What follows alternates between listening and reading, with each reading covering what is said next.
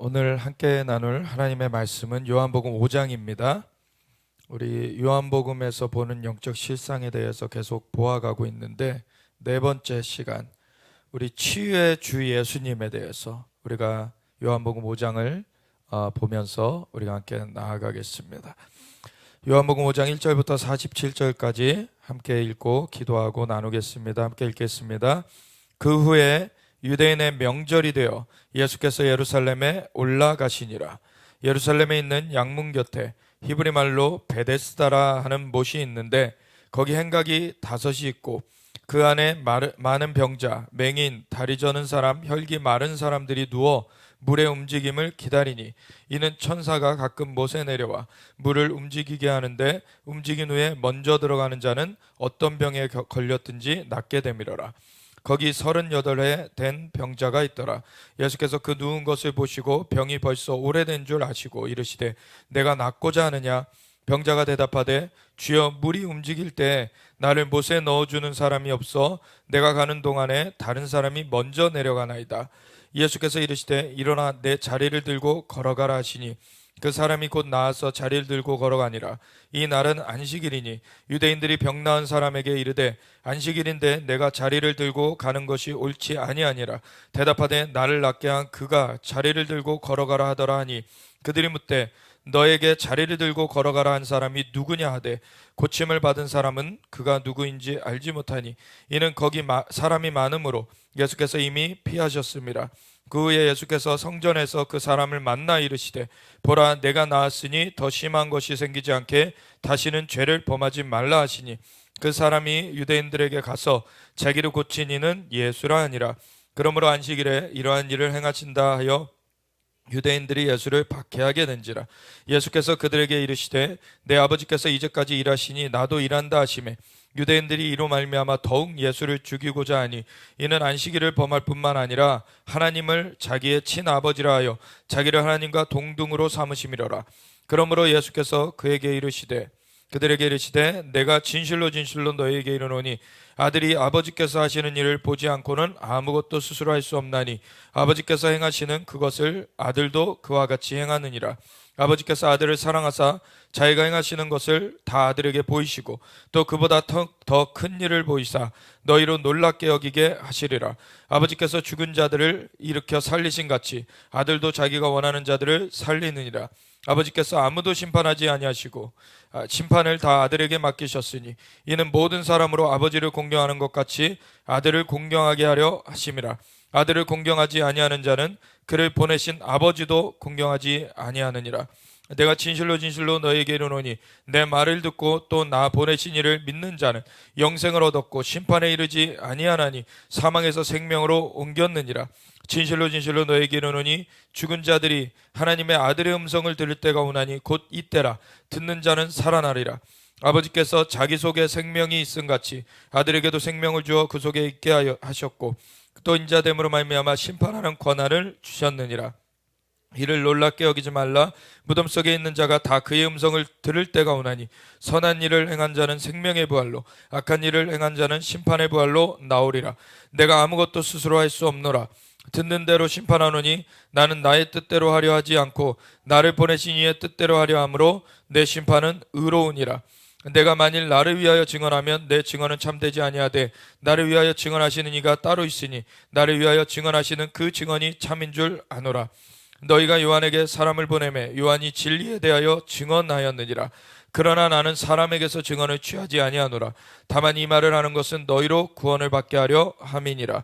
요한은 켜서 비추이는 등불이라. 너희가 한때 그 빛에 즐거이 있기를 원하였거니와, 내게는 요한의 증거보다 더 큰 증거가 있으니, 아버지께서 내게 주사 이루게 하시는 역사, 곧 내가 아는 그 역사가 아버지께서 나를 보내신 것을 나를 위하여 증언하는 것이요, 또한 나를 보내신 아버지께서 친히 나를 위하여 증언하셨느니라.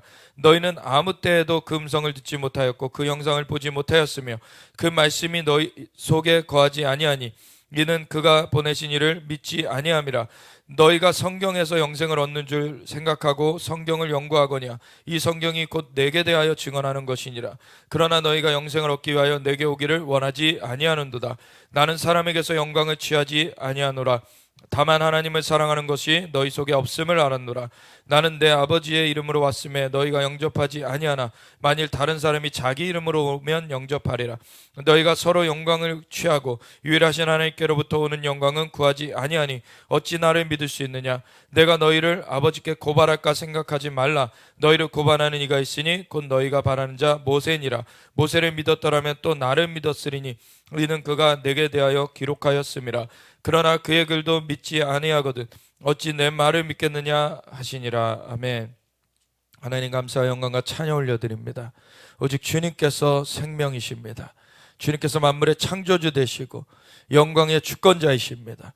주님 홀로 영광 받으시고 우리를 주님의 그 영의 역사 가운데 우리가 온전히 깨어나게 하시고 주님 인도함을 받게 하시옵소서. 감사 영광과 찬양 올려드립니다. 사랑과 경배를 올려드립니다. 오직 주님만 붙쫓아 가리이다. 우리 주 예수 그리스도 예수와 마시 이름으로 기도드렸습니다. 아멘. 우리 이 요한복음 5장을 보면은 그 후에라고 시작을 하죠. 그럼 앞에 있는 그 사건이 무엇입니까? 4장 그 43절부터 보면은 그 사마리아의 사건 이후에 사마리아의 여인을 만나셔서 예수님께서 그 여인과 대화하는 중에 이 자연적인 대화에서 영적인 대화로 이끌어 가시면서 이 여인이 예배에 대한 질문을 예수님께 올려드리는 것을 주님께서 예배하는 자들은 영과 진리로 예배할 때가 오나니 곧 이때라. 하나님은 영이시니 예배하는 자가 영과 진리로 예배할지니라. 하나님은 이렇게 자기에게 예배하는 자들을 찾으신다. 주님께서 말씀하셨어요. 그때 이 사마리아 여인이 메시아가 오면은 그렇게 될 줄을 아나이다 했더니 내게 말하는 내가 그라.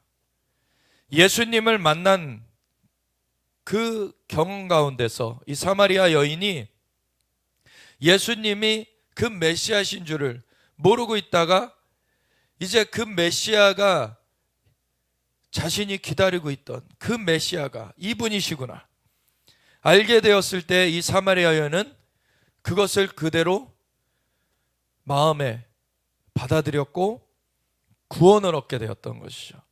그리고 사마리아 동네로 돌아가서 사람들에게 내게 대하여 말한 이분을 와서 보라 라고 해가지고 사람들이 와서 보게 되었을 때 그 예수님을 이틀을 더 유하시기를 청하고서는 말씀을 듣는 중에 그 사마리아 사람들도 다 주님께로 돌아오게 되었죠. 그래서 예수님을 영접하고서는 구원을 얻게 되었어요. 그 사건 이후에 그 이틀 후에 43절에 이틀이 지남에 예수께서 거기를 떠나 갈릴리로 가시며 친히 증언하시기를 선지자가 고향에서는 높임을 받지 못한다 하시고 갈릴리에 이르심에 갈릴리인들이 그를 영접하니 이는 자기들도 명절에 갔다가 예수께서 명절 중에 예루살렘에서 하신 모든 일을 보았습니다. 예수님께서 가나 그 혼인잔치에서 물이 변하여 포도주가 되게 하시는 그 기적을 행하신 이후에 예루살렘으로 가셨었죠.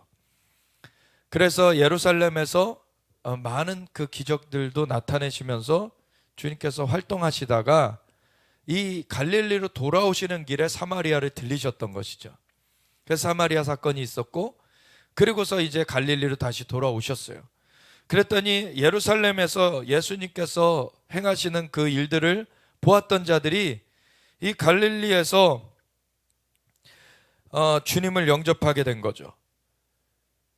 예루살렘에는 이 명절마다 모이게 되어 있었잖아요. 그래서 명절 때 이 갈릴리에 사는 사람들도 모였었던 것이고 그곳에서 예수님께서 하시는 일들을 봤던 자들이 이 갈릴리에 다시 돌아와 있었는데 그들이 예수님께서 그 예루살렘에서 하신 일을 보았고 그걸로 말미암아 예수님을 이제 심상치 않게 정말 범상하게 보게 되었어요. 그러면서 이 갈릴리에 다시 예수님께서 오시니까 예수님을 영접하여서 했는데 예수께서 다시 갈릴리 가나에 이르시니 전에 물로 포도주를 만드신 곳이라. 다시 그 물로 포도주를 만드셨던 갈릴리 가나의 나사렛의 약간 북쪽인데, 그 가나에 이르르셔서 거기에 보니까 왕의 신하가 있어 그의 아들이 가버나움에서 병들었어요. 이 갈릴리 지역 중에서도 이 나사렛 지역, 그 가나 지역, 그 갈릴리 호수 지역, 다 이 넓게 갈릴리 지역이라고 불리는 지역인데, 그 중에서도 예수님께서 그 사역의 본부로 삼으셨던 곳은 갈릴리 호수의 북쪽에 있는 가버나움이라는 도시였죠.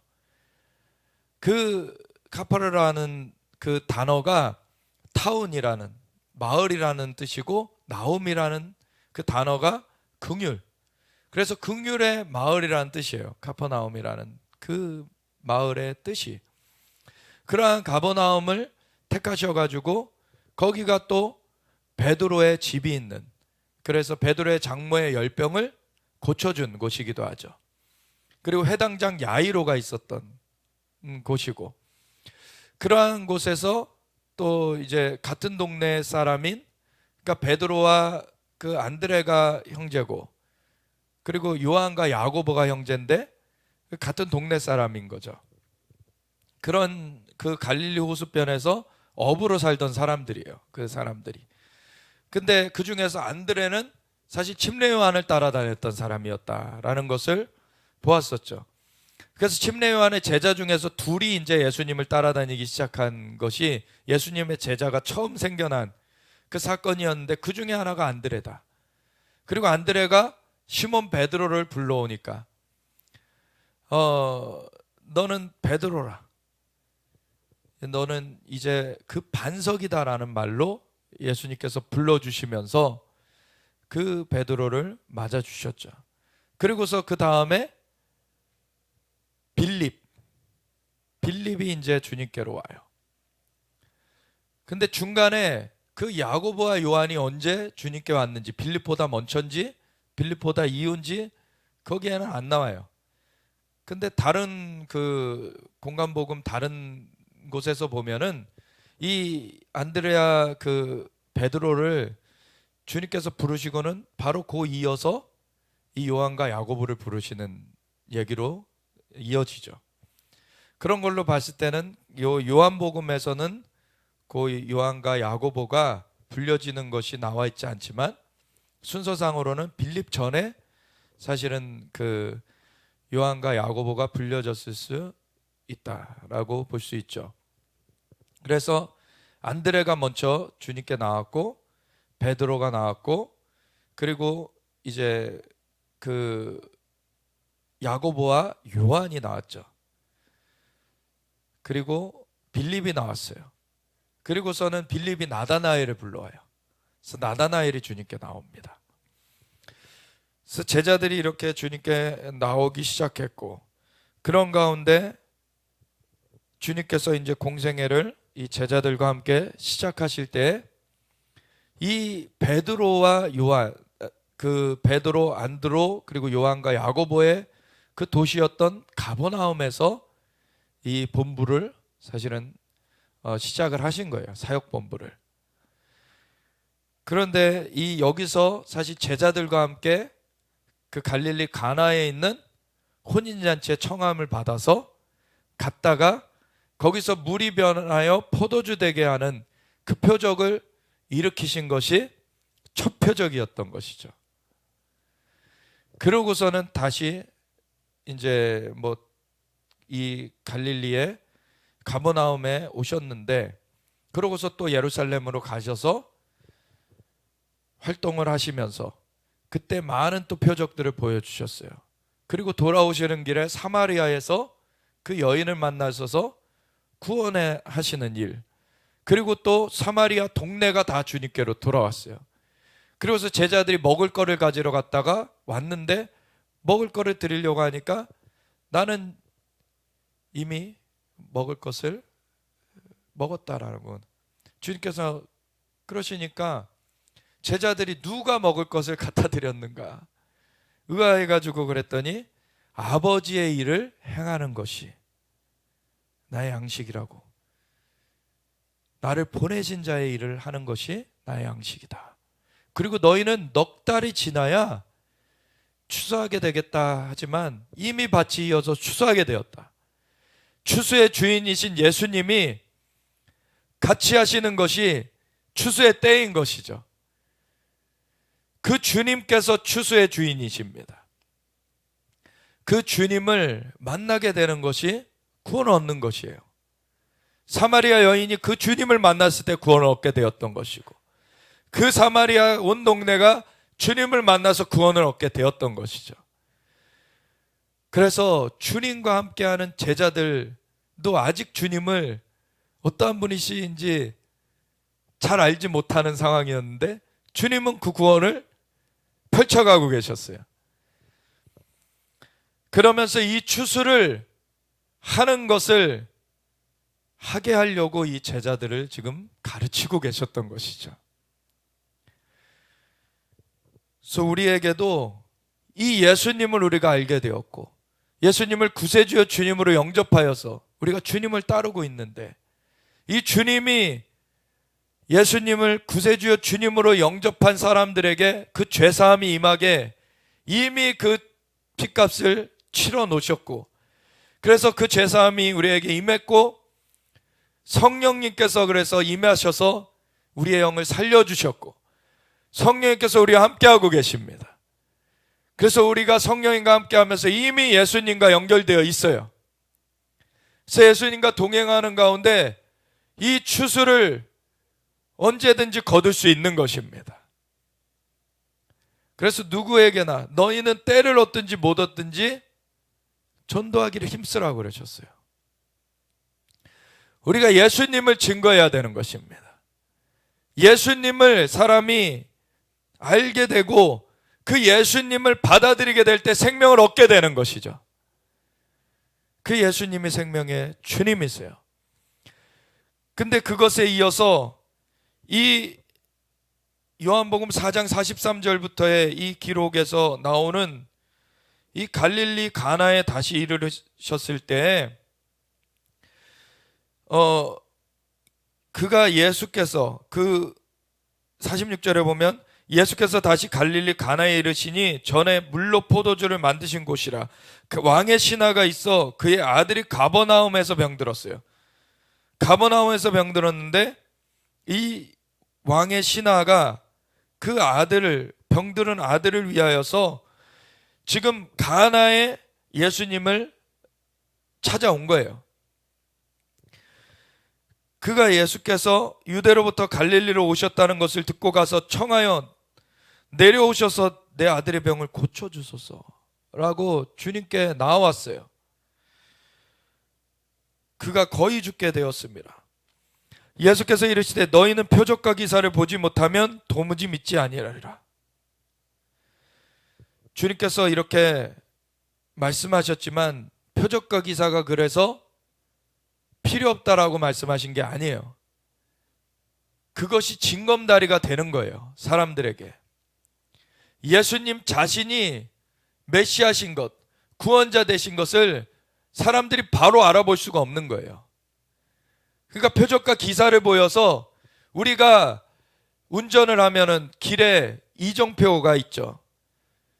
왼쪽으로 가면 좌회전하면 어디로 가고, 직진을 하면 어디로 가고, 우회전하면 어디로 가고, 그 길을 안내판, 그 안내판을 보고서는 그 길을 가게 되는 것이죠. 그 안내판 자체가 그 목적지에 다다른 건 아니에요.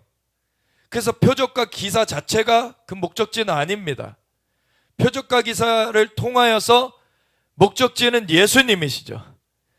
예수님을 만나게 하는 그 방향을 가르쳐 주는 거예요. 예수님을 가리키는 그 표지판이 되어지는 것입니다. 표적이라는 건 사인이잖아요. 그 표지판이라는 얘기인 거예요. 그래서 그 지시를 가르쳐주는 그러한 일이 이 표적과 기사입니다. 그래서 이러한 표적과 기사를 통하여서 예수님이 드러나시는 거예요. 그럼 사람들이 이것을 통하여서 예수님을 받아들이게 되면 영원한 생명을 얻게 되는 것입니다. 근데 표적과 기사를 봤어도 예수님을 받아들이지 않으면 그 표적과 기사를 봤을 뿐만 아니라 경험까지 했어도 그 표지판이 목적지가 아닌 것이죠. 예수님께 나아가지 않았다면 생명을 얻지 못하게 되는 것이죠. 결국엔 이 표적과 기사의 목적, 그것은 예수님을 가리키는 것입니다. 그래서 우리가 읽었던 요한복음 5장의 말미에도 너희가 성경에서 영생을 얻는 줄 알고 성경을 상고하거냐 이는 내게 대하여 증거한 것이니라. 결국 성경을 아무리 읽어도 일반 세상 학자들 중에서도 성경을 연구하기 위해 읽는 사람들이 있어요. 근데 예수님을 보지 못하면 구원 얻지 못하는 것입니다. 예수님이 구원자이십니다. 예수님이 생명이세요. 내가 곧 길이요 진리요 생명이니 나로 말미암지 않고는 아버지께로 올 자가 없느니라. 예수님 만나야지만 우리는 하나님 앞에 설 수가 있게 됩니다. 예수님 안에서 우리가 살아가야 되는 것이고, 근데 그 예수님을 볼 수 있도록 직접 사람들이 못 보니까 표적과 기사로 신호를 주시는 거죠. 표지판을 우리에게 주시는 거예요. 신하가 이르되 주여 내 아이가 죽기 전에 내려오소서. 예수께서 이르시되 가라 내 아들이 살아있다. 이 신하의 아들은 가버나움에 병들어 있고, 이 신하는 가나로 쫓아와서 고쳐달라고 예수님께 나왔어요. 근데 예수님께서 가버나움으로 가시는 게 필요한 것이 아니었고, 예수님께 이 아버지 된 이 왕의 신하가 나와왔기 때문에 예수님이 이 치유의 주제이시죠. 이 예수님께서 이 권능을 행사하시는 분이세요. 그분께 나온 이 일로 말미암아 그분께서 명령하시면, 그냥 선포하시면 되어지는 일인 것이죠. 예수님께서 직접 가시지 않으셔도 예수님께서 선포만 하셨는데, 예수께서 이르시되 가라 내 아들이 살아있다 하시니 그 사람이 예수께서 하신 말씀을 믿고 갔어요. 예수님께서는 우리에게 하나님의 정말 선하심 가운데 좋은 것으로 우리에게 다 주시길 원하십니다. 우리가 아담과 하와의 범죄 이후로 인류가 죄악 가운데 하나님과의 그 연결이 끊어져서 이 세상의 어둠 가운데서 종노릇하면서 신음하고 고통당하고 아픔을 당하고 어둠 가운데 그 죽음의 그 행진을 하고 있는 그런 가운데서 예수님께서는 하나님의 존전에서 하나님의 아들이신 그분, 하나님과 한 분이신 그분이 우리를 살려주시기 위해서 인간의 몸을 입고 와주셨어요. 그래서 인간을 하나님께로 다시 연결시켜 주시는 거죠. 하나님과 한 분이신 그분을 만나는 것이 하나님과 연결되는 것입니다. 그분과 연결되어서 우리가 하나님과 다시 연결되는 것, 이것이 하나님 만물의 창조되신 하나님의 생명 가운데 다시 우리가 그 공급을 받으면서 살게 되는 것이죠. 그리고 그 공급은 영만 살리시는 것이 아니라 우리의 마음도 고치시고 우리의 육신도 고치시는 것입니다. 왜? 하나님께서 창조주이시죠. 하나님께서는 능치 못하신 일이 없으신 분이십니다. 하나님께서 만물의 창조주이시고 생명의 주권자이십니다. 주님께 우리가 나아갈 때 주님의 그 생명의 공급이 우리에게 임하는 것이에요. 근데 그것을 주님께서는 공급을 하시기 위해서 우리에게 아예 찾아와 주셨는데, 그 공급자를 우리가 믿음으로 마음에 연결되게 해야 되는 것이죠. 그것이 주님의 공급이 우리에게 부어지는 길인 것입니다. 예수님은 우리가 스스로 하나님께로 다시 나아갈 수 없기 때문에 하늘로부터 우리에게 와주셨어요. 그런데 그 공급자 되시는 그분 자체가 와주셨는데, 우리의 마음이 그분을 믿음으로 마음을 열어서 그분을 영접해야지 우리에게 그 공급망이 이어지는 것이죠. 그 마음의 권한은 각자에게 있는 것입니다. 하나님께서 전지전능하시다고 우리의 마음을 마음대로 막 하시는 게 아니죠. 우리의 마음은 각자의 선택으로 그 선택을 하면서 살아가게끔 만들어 놓으셨어요. 그것을 하나님께서는 존중하십니다. 그대로 하나님께서 법도를 만드신 대로 하나님께서는 그대로 그것을 지키면서 하나님께서 가고 계세요. 하나님은 전지전능하시지만 각 사람의 마음은 각 사람에게 달려 있습니다. 그래서 계시록 3장에도 라오디가 교회를 향하여서 예수님께서 문 밖에 서서 두드린다고 하시는 거죠.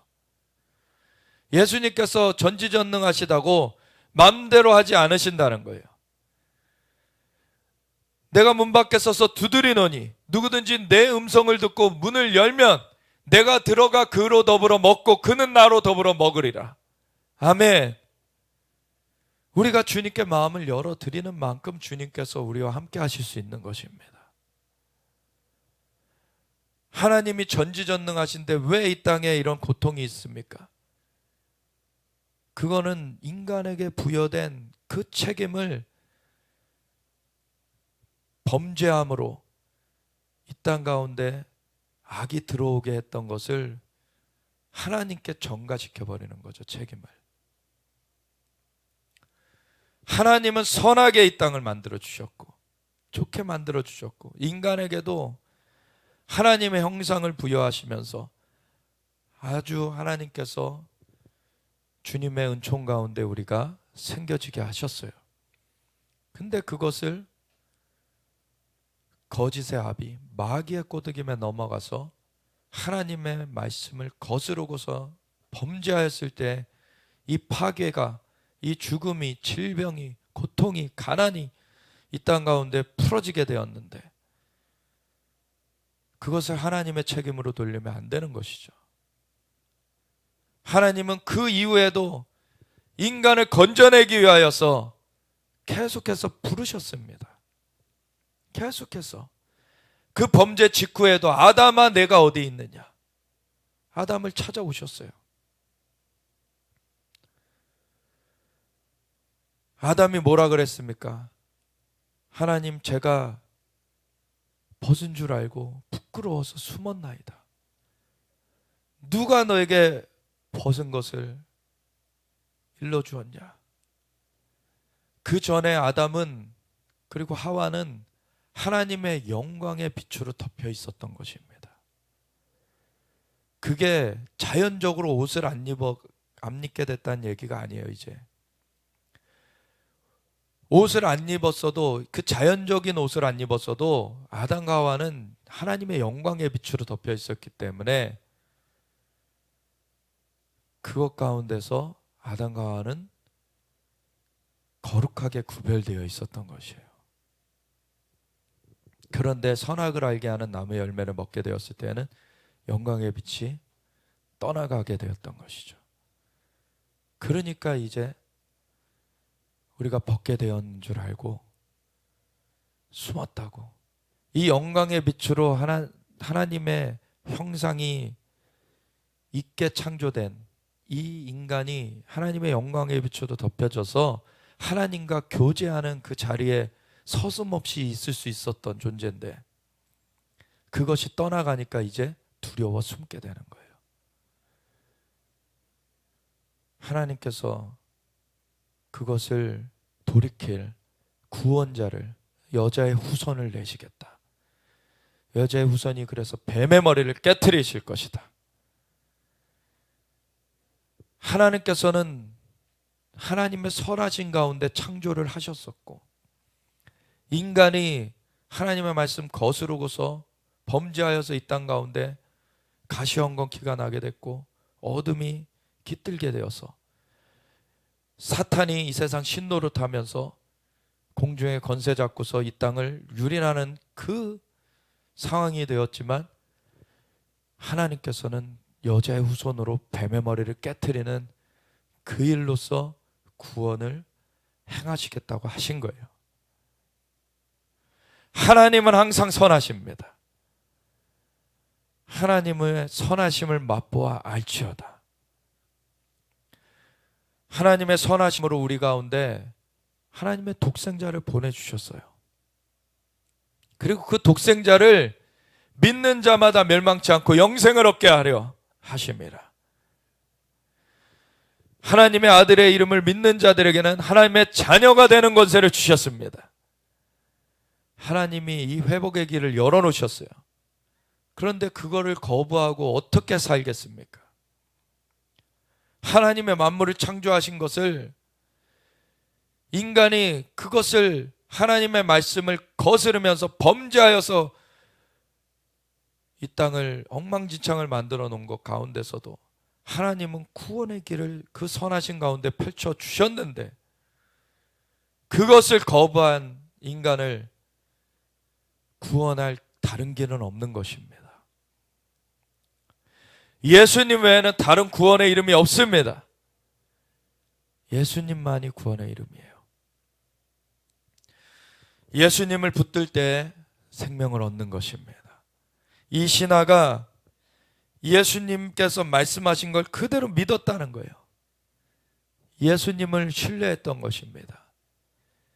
예수님을 마음에 자신의 그러한 아들의 치유를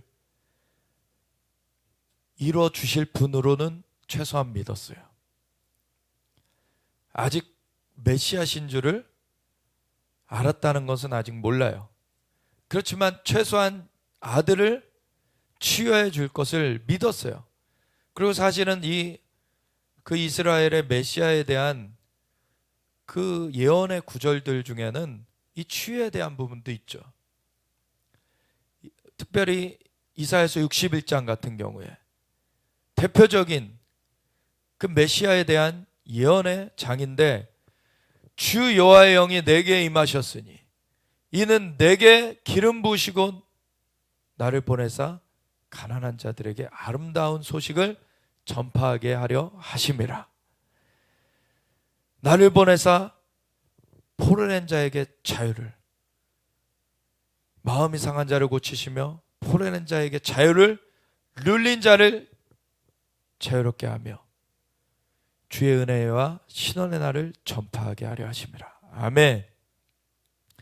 주님께서 영을 건지시는 것, 그 혼에 그 고침을 주시는 것, 또 육의 눌림도 고쳐주시는 것을 다 말하고 있어요. 거기는.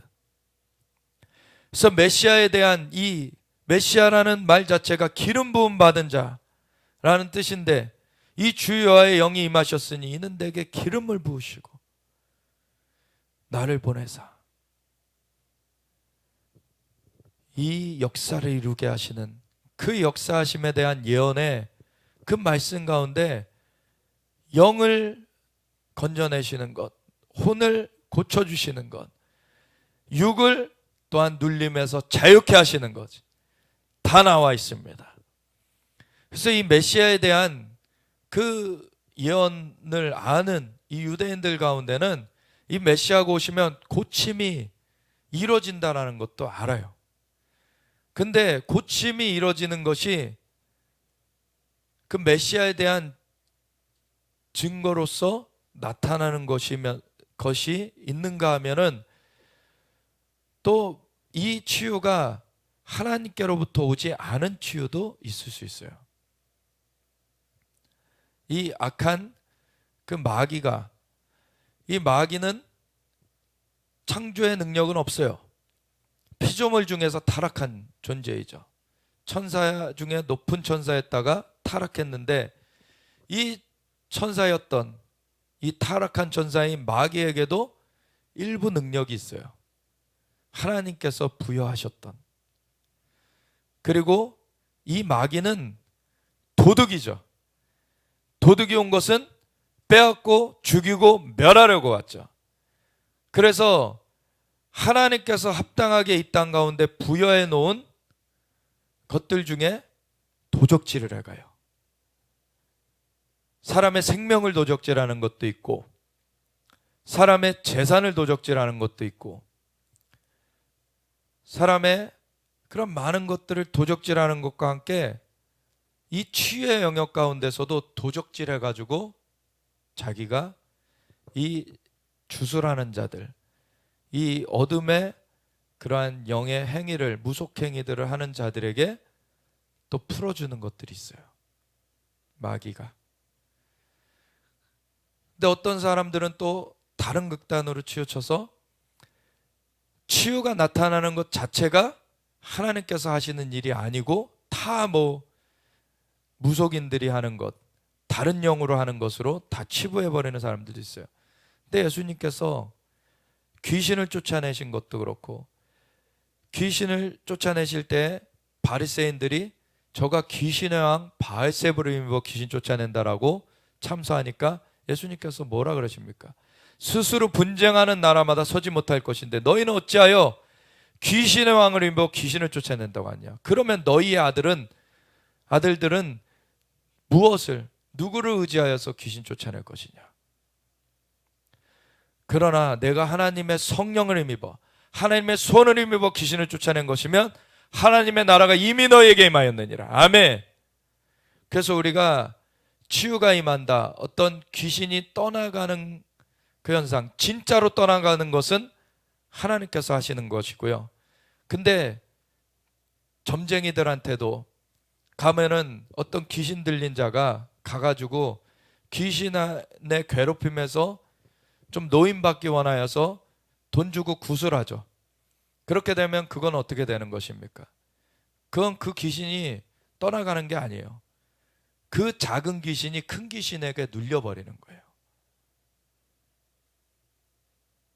더 악한 귀신을 불러들이게 되는 것입니다. 굿하는 것은.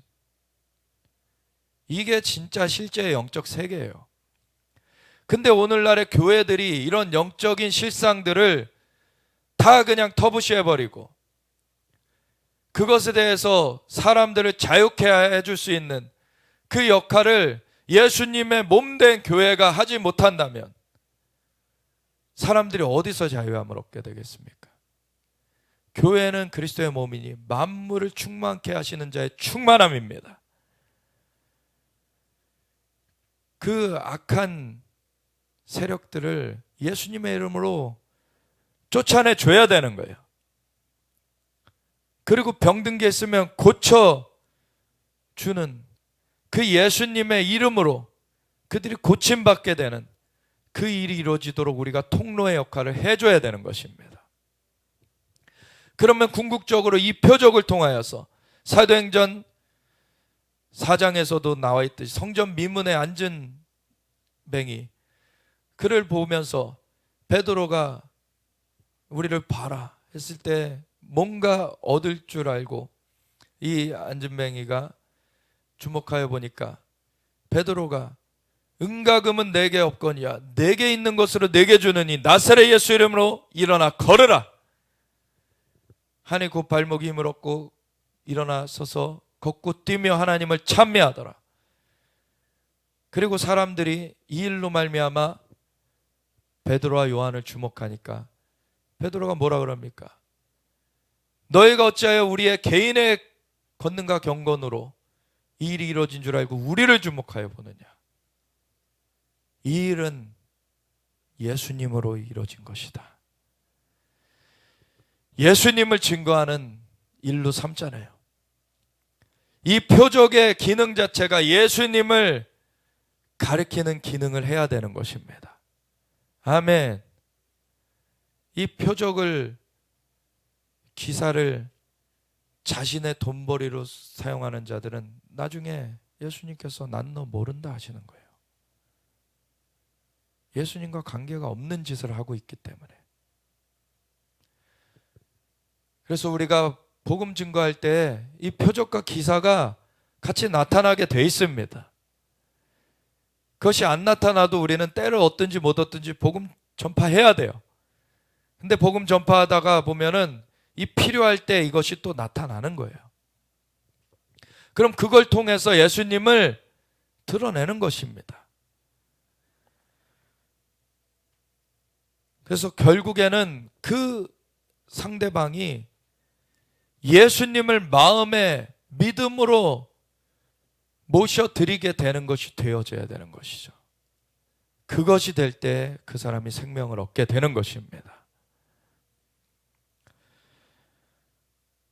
그래서 예수께서 이 시대에 가라 내 아들이 살아있다라는 말만 듣고서도 그 사람이 예수께서 하신 말씀을 믿고 가더니 내려가는 길에서 그 종들이 오다가 만나서 아이가 살아있다 하거늘 그 낫기 시작한 때를 물은즉 어제 7시에 열기가 떨어졌나이다 하는지라. 그의 아버지가 예수께서 내 아들이 살아있다 말씀하신 그때인 줄 알고 자기와 그 온 집안이 다 믿으니라.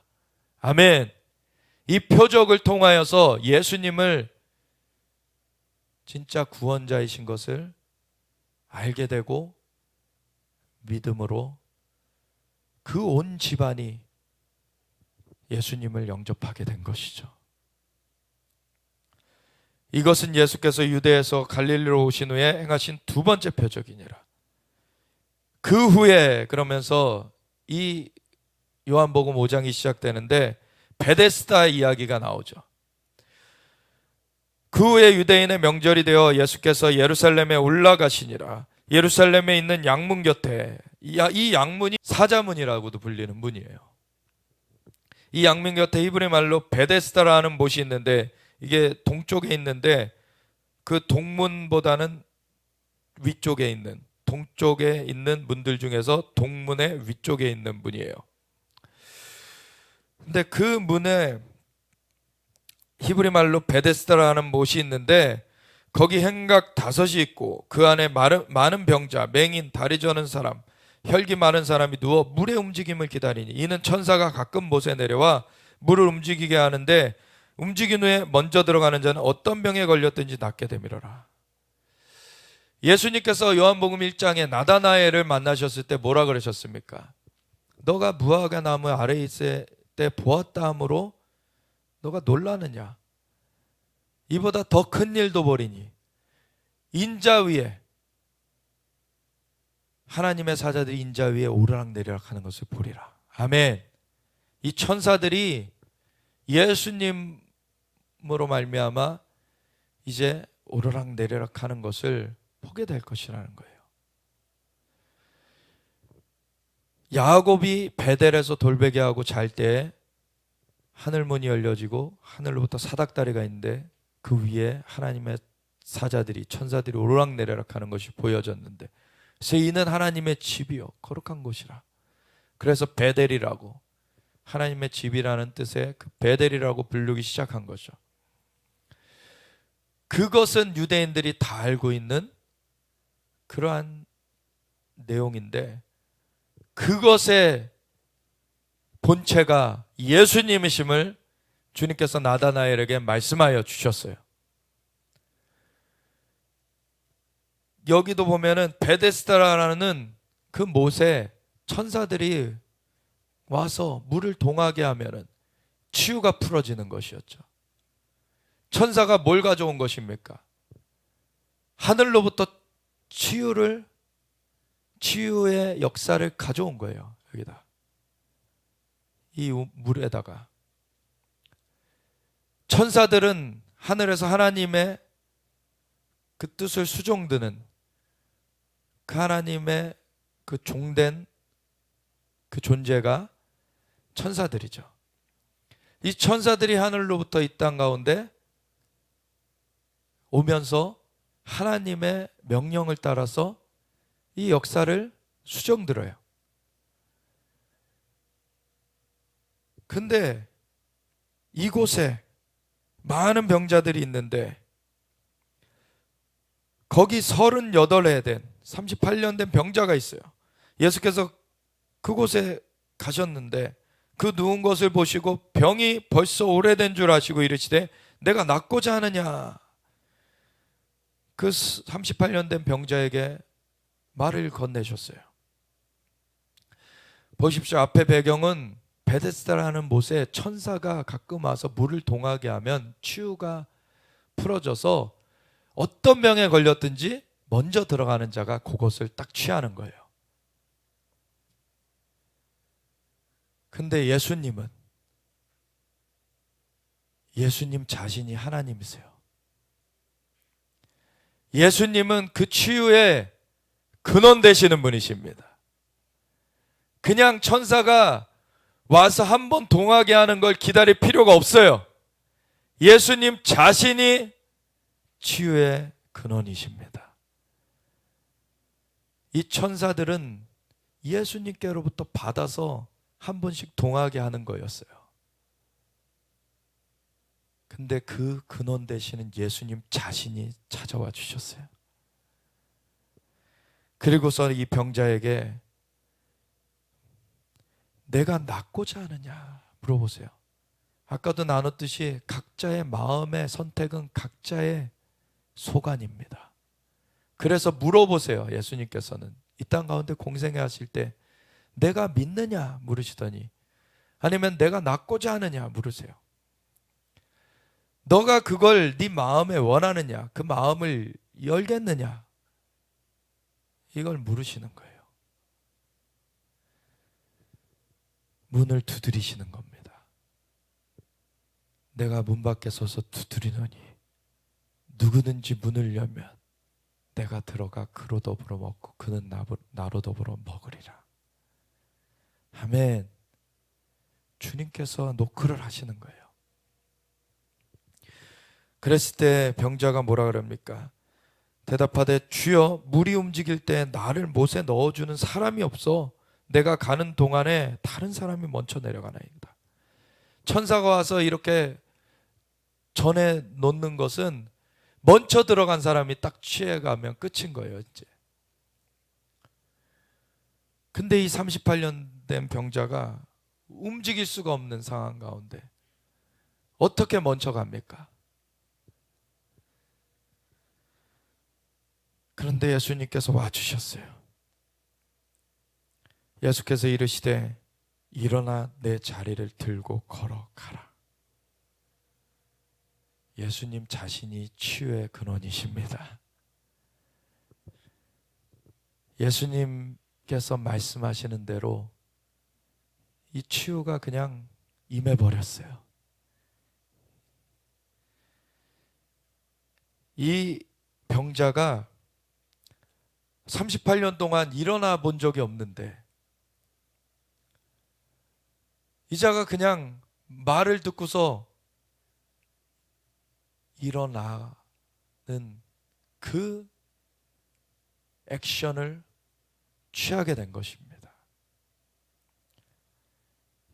마음의 선택은 각자의 소관이에요. 사실 아무리 일어나라고 말해줘도 그 사람이 그냥 앉아 있겠다라고 선택하면 할 수 없는 거예요 사실. 근데 내가 낫고자 하느냐 마음의 그 선택을 물으시고서는 내가 이런 자리를 들고 일어나라 라고 말씀하셨을 때 이 38년 된 병자가 그걸 붙든 것입니다. 붙들었던 거예요. 그리고서 일어나니까 일어나지는 거예요. 하나님의 권능은 능치 못하신 일이 없습니다. 믿으라. 그리하면 너희가 영광을 보리라. 믿는 자에게는 능치 못하심이 없느니라. 아멘. 우리가 그걸 그대로 붙들고 나아가기 원합니다. 그 사람이 곧 나아서 자리를 들고 걸어가니 이날은 안식일이니 유대인들이 병 나은 사람에게 이르되 안식일인데 내가 자리를 들고 가는 것이 옳지 아니하니라. 참, 이 하나님의 역사가 일어났는데 사람들은 안식일이 자리 들고 걸어갈 때냐, 이걸로 딴지를 걸고 있어요. 참 사람이 이렇게 악해요, 사실은. 근데 이 바리새인들은 자기들은 율법을 지킨다고 이렇게 하고 있었던 것이죠. 근데 그거는 하나님의 마음과 닿지 않는 사람의 생각이었어요. 하나님께서 율법을 주신 것은 사람을 구원의 길로 인도하시기 원하여서 율법을 주셨던 것이죠. 그래서 죽음 가운데로 낭떠러지로 가지 않도록 테두리를 쳐주신 것이고, 그 가운데 하나님과의 만남을 주시는 것이 궁극적인 목적이죠. 하나님과의 만남 가운데서 하나님을 믿으면은 우리가 살게 되는 거예요. 그래서 그 안식일을 주신 목적도 원래 하나님께서 하나님과의 함께하는 시간을 거룩히 지키라고 하시는 거였어요. 6일 동안 하나님께서 천지를 창조하시고 7일째를 따로 떼어서 모든 만물을 창조하신 그 마지막에 6일째 마지막에 사람을 만드시는 것으로 창조를 마치시고서는 7일째 그 다음 날을 떼어두신 것이 이 사람과 함께 시간을 갖기 원하셔서 이걸 주셨는데, 이 근본적인 목적은 알지 못한 채 이거를 잘못 적용하고 있었던 거죠. 하나님은 우리를 살리시길 원하십니다.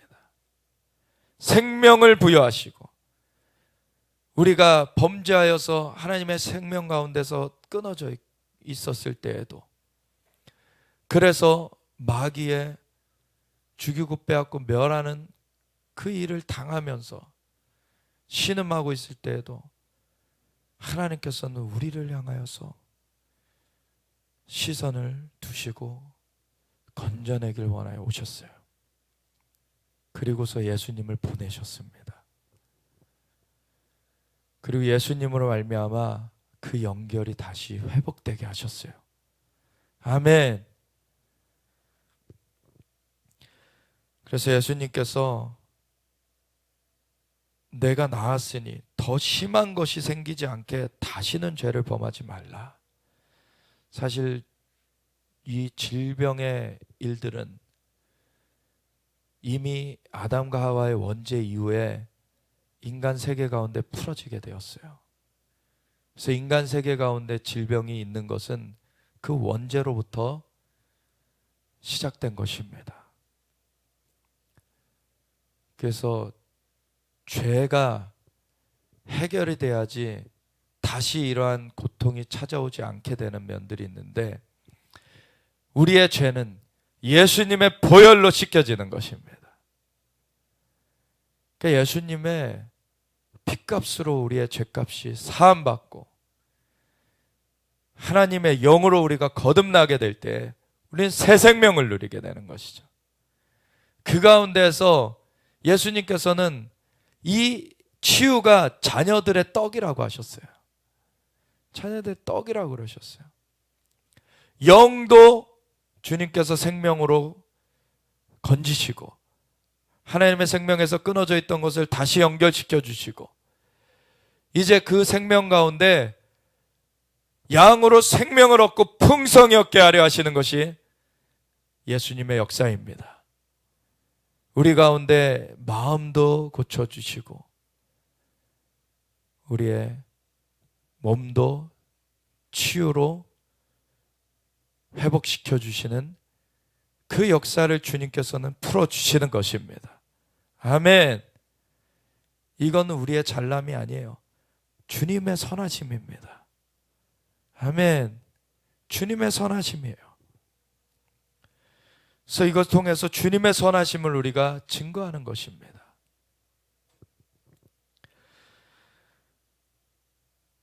그래서 이 주님의 선하심이 드러났는데 이거를 종교의 영에 사로잡혀서 있는 자들은 그 안식일에 대한 잘못된 개념으로 이 하지 못할 일을 안식일에 했다라고 예수님을 공격하게 되죠. 근데 예수님께서 뭐라 그러십니까? 17절부터 보면 예수께서 그들에게 이르시되 내 아버지께서 이제까지 일하시니 나도 일한다. 이거는 너무나 마땅한 말인데 이 세상에서 눈이 가려져 있는 사람들에게는 이 말이 인식이 안 되는 거예요. 이 말이 곧이곧대로 실상을 보지 못하니까 이것을 오히려 저항하면서 나오죠. 유대인들이 이로 말미암아 더욱 예수를 죽이고자 하니 이는 안식일을 범할 뿐 아니라 하나님을 자기의 친아버지라 하여 자기를 하나님과 동등으로 삼으심이라. 근데 실제로 하나님이 친아버지시고 하나님과 동등이신 분이시죠. 아멘. 그게 실상입니다. 그러므로 예수께서 그들에게 이르시되 내가 진실로 진실로 너에게 이르노니 아들이 아버지께서 하시는 일을 보지 않고는 아무것도 스스로 할 수 없나니 아버지께서 행하시는 그것을 아들도 그와 같이 행하느니라. 아버지께서 아들을 사랑하사 자기가 행하시는 것을 다 아들에게 보이시고 또 그보다 더 큰 일을 보이사 너희를 놀랍게 여기게 하시리라. 아멘. 아버지께서 죽은 자들을 일으켜 살리신 같이 아들도 자기가 원하는 자들을 살리느니라. 아버지와 아들을 이 성부 하나님과 성자 예수님은 하나시죠. 아버지와 나는 하나니라. 그리고 성령님까지 삼위일체십니다.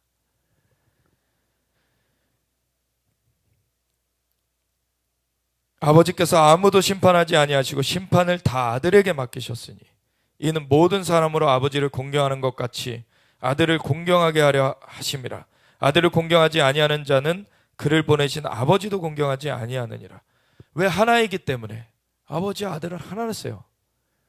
성령님이 함께 하나이신 삼위일체 하나님이십니다. 그 아들을 만나는 것이 하나님을 만나는 거예요. 아들을 공경하는 것이 하나님을 공경하는 것이고, 내가 진실로 진실로 너에게 이르노니 내 말을 듣고 또 나 보내신 이를 믿는 자는 영생을 얻었고 심판에 이르지 아니하나니 사망에서 생명으로 옮겼느니라. 아멘. 진실로 진실로 너에게 이르노니 죽은 자들이 하나님의 아들의 음성을 들을 때가 오나니 곧 이때라. 듣는 자는 살아나리라. 이 죽은 자들, 영으로 죽어있는 이 사람들을 살리시는 것이죠.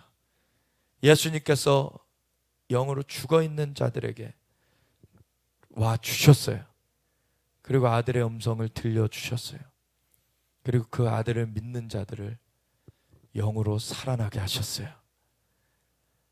그래서 하나님을 다시 아바 아버지라 부르며 우리가 하나님의 존전에서 살 수 있게 해주셨습니다. 아버지께서 자기 속에 생명이 있음 같이 아들에게도 생명을 주어 그 속에 있게 하셨고, 이 생명이 성령님이시죠. 그래서 성부 하나님, 성자 예수님, 성령 하나님 하나십니다. 또 인자됨으로 말미암아 이 사람의 그 몸을 입게 된 이 일로 말미암아 심판하는 권한을 주셨습니다. 그래서 인간의 그 대리자, 이제 인간이 잘못했던 것을 대신 갚아버리시는 그 구원자로서 예수님께서 와주신 걸로 말미암아 인간의 처분이 예수님께 속하여 있는 거예요. 그래서 예수님께 나오면 살게 되는 것이고 예수님께 나오지 않으면 살 수가 없는 것입니다.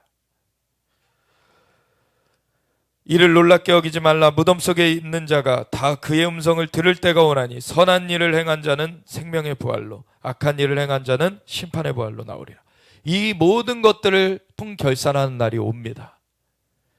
그때 예수님은 심판주로서 예수님께 나아간 자들은 생명의 부활로, 예수님을 거부한 자들은 죽음의 형벌로 갈라지게 되는 것입니다. 내가 아무것도 스스로 할 수 없노라. 듣는 대로 심판하노니 나는 나의 뜻대로 하려 하지 않고 나를 보내신 이의 뜻대로 하려 함으로 내 심판은 의로우니라. 내가 만일 나를 위하여 증언하면 내 증언은 참되지 아니하되 나를 위하여 증언하시는 이가 따로 있으니 나를 위하여 증언하시는 그 증언이 참인 줄 아노라. 너희가 요한에게 사람을 보내매 요한이 진리에 대하여 증언하였느니라. 그러나 나는 사람에게서 증언을 취하지 아니하노라. 다만 이 말을 하는 것은 너희로 구원을 받게 하려 함이니라. 앞에 치유도 표적이고 이 요한의 증거도 표지판의 역할을 한 거예요. 그래서 목적지, 궁극적으로 예수님을 만나야 되는 것입니다. 예수님을 만나면 생명을 얻게 되는 것이고, 그 안에 그분은 또한 영만 살리시는 것이 아니라 우리의 혼도 고쳐주시고 주님의 말씀으로 우리의 혼이 새롭게 되어집니다. 그리고 우리의 눌려져서 병들은 몸도 치유시키시는 하나님이십니다. 예수님이 우리의 치유자 되십니다. 그 주님께 우리가 나아갈 때 주님은 우리를 양으로 생명을 얻게 하시고 더 풍성히 얻게 하려고 와주신 분이세요. 그분의 선하심을 노래하며 우리는 그 주님을 기뻐하며 우리가 찬양하며 주님과 함께하는 것입니다. 얼마나 좋으신 분이십니까? 요한은 켜서 비추이는 등불이라 너희가 한때 그 빛에 즐거이 있기를 원하였거냐. 내게는 요한의 증거보다 더 큰 증거가 있으니 아버지께서 내게 주사 이루게 하시는 역사, 곧 내가 하는 그 역사가 아버지께서 나를 보내신 것을 나를 위하여 증언하는 것이요. 그래서 이 요한도 표지판 역할을 했었고 이 표적과 기사로서 예수님의 증거가 드러나고 있고, 또한 나를 보내신 아버지께서 친히 나를 위하여 증언하셨느니라. 침례 요한에게 침례를 받고서 물에서 올라오실 때 하늘이 열리고 비둘기같이 성령이 위에서 내려오시고 하늘로부터 소리가 있어서 하나님의 음성이 이는 내 사랑하는 아들이요 내 기뻐하는 자라. 친히 하나님께서 증거하셨죠.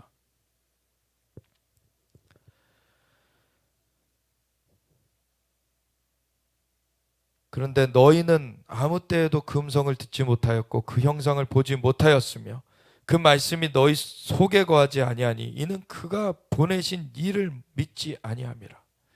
그 하나님 자신을 직접 우리가 만날 수 없는 상태 가운데 떨어져 있기 때문에 그 죄인된 인간을 직접 주님께서 인간의 몸을 입고 찾아와 주셨어요. 그리고서 아들의 음성으로서 불러주셨을 때 그 아들을 만난 자는 영생을 얻었고 하나님 앞에 살게 되었죠. 너희가 성경에서 영생을 얻는 줄 생각하고 성경을 연구하거니와 이 성경이 곧 내게 대하여 증언하는 것이니라. 아멘.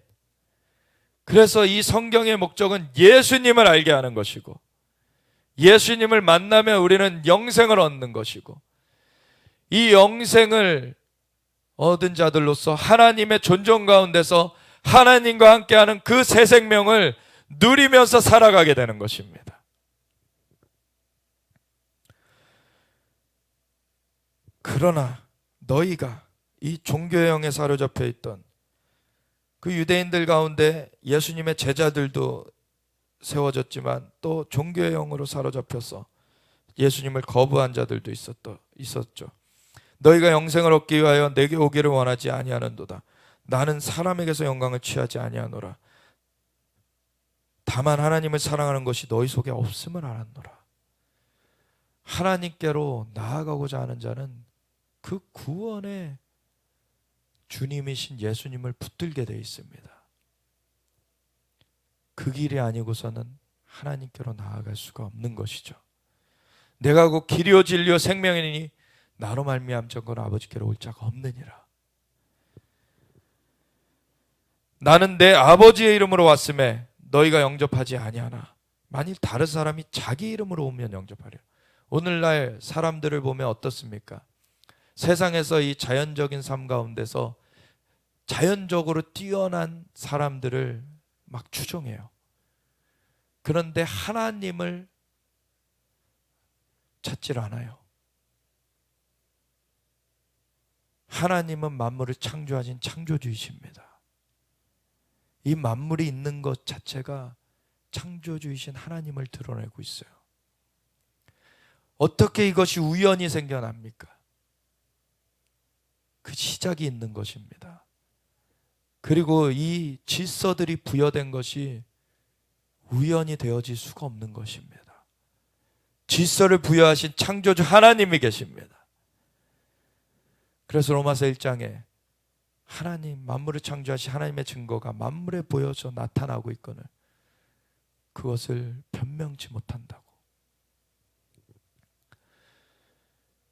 이 하나님을 만나야 되는데 다시 하나님께로 생명을 얻어 살아나야 되는데 이것은 예수님을 영접하는 길뿐이 없습니다. 이것은 영원한 생명으로 가느냐 아니면 영원한 형벌로 죽음, 사망과 형벌의 길로 가느냐 완전히 나눠지는 길입니다. 예수님을 영접해야지 되는 것이죠. 예수님만이 그 구원의 길입니다. 내가 너희를 아버지께 고발할까 생각하지 말라. 너희가 서로 영광을 취하고 유일하신 하나님께로부터 오는 영광은 구하지 아니하니 어찌 나를 믿을 수 있느냐. 이 세상의 것들만 구하고 있기 때문에 주님께로 나오지 않고 있는 거예요. 진짜 하나님을 찾고자 하면 만나게 되어 있는 것입니다. 구원자 예수님을 알게 되고 영접하게 되는 것이에요.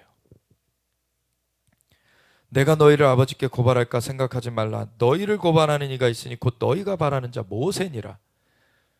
왜? 하나님께서 말씀하신 대로 심판하실 것이거든요. 판결을 그렇게 내리실 것이거든요. 이미 신명기에도 하나님을 마음과 뜻과 힘과 정성을 다해서 사랑하라고 말씀하셨어요. 그것이 크고 첫째 되는 계명이다. 그리고 둘째는 이와 같으니 내 이웃을 내 몸과 같이 사랑하라. 이 두 가지 율법과 선지자의 온 강령이 이 안에 들어있다는 거예요. 10계명의 4계명까지가 하나님을 사랑하는 것에 대해서 말하고 있고 5계명부터 10계명까지가 이웃을 사랑하는 것에 대해서 말하고 있죠. 주님을 따르는 것, 주님은 창조주이시고 만물 위에 그 만물이 생겨나기 전에 스스로 계신 분이시며 생명의 근원이시고 주님이 주권자이십니다. 그 하나님을 다시 알아야 되고 그분 앞에서 하나님과의 관계가 다시 회복되어지는 이 길, 이것은 예수님을 찾아와 주신 하나님, 우리에게 와주신 그 구원자 예수님을 영접할 때 우리에게 임하는 것이죠. 우리가 그 은혜를 입었습니다. 그리고 아직 주님을 모르는 자들에게도 이 은혜가 임하는 것을 그들이 알고 그것을 받길 원하여서 우리가 복음을 전하면서 나아가는 것이죠. 모세를 믿었더라면 또 나를 믿었으리니 이는 그가 내게 대하여 기록하였습니다. 내 이후에 선지자를 하나님께서 보내실 것이다. 근데 그 모세와 같은 그 정도의 선지자가 아니라 하나님의 아들이신 영원하신 그 주님이 오실 것에 대해서 모세도 예언했어요.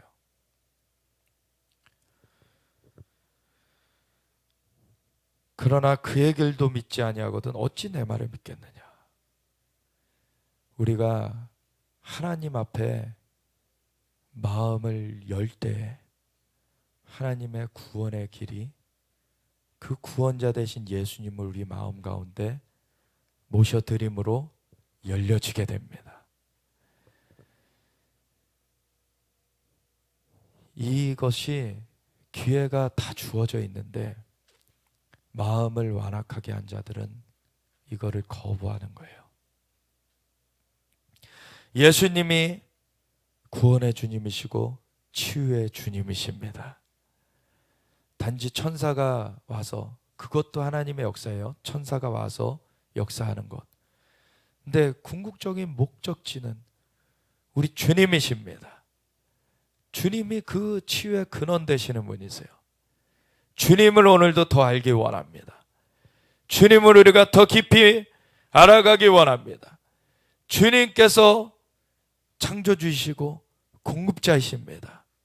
우리의 구원자이시고 우리의 치유자 되십니다. 주님이 모든 것 되십니다. 주여 우리를 성령으로 역사하여 주사 주님을 깊이 알아가게 하여 주시옵소서. 우리가 주여 외치며 같이 기도하며 나아가겠습니다. 주여,